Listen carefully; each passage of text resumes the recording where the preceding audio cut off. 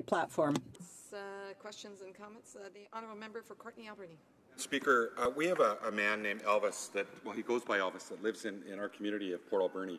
Elvis has an alcohol addiction. He used to drink every day, and every day they would call the ambulance or the fire department and the police to come pick him up, and they would take him to the hospital and take up a doctor and a nurse. Well, they evaluated him, sometimes x-ray, and then Elvis would go back to the street.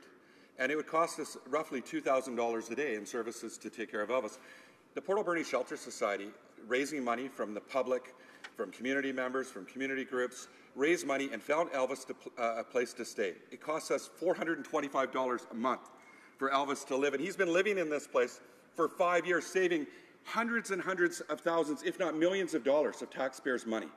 This government has talked about delivering money to housing. We're not seeing it, Madam Speaker. And every community has an Elvis. I know that, Madam Speaker. Every community knows this story.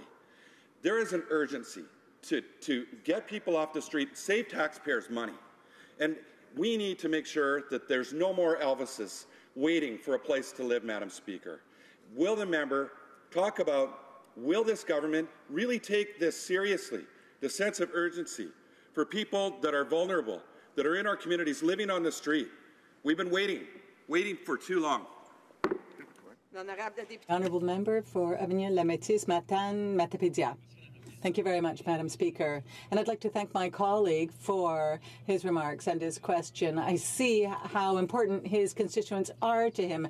And the person he mentioned, obviously, is our concern as well, a concern of the Government of Canada. And we have announced measures. We have taken steps in order to make sure that we can invest in infrastructure, in affordable housing, in order to make sure that the less privileged people have access to quality housing. And I often refer to my riding. However, 2 or 3 weeks, I was in Pointe-à-la-Croix to announce investments in a building that contains about 60 affordable housing units so that we could renovate them and make sure that people in my riding and people all over Canada as well have an affordable place to live.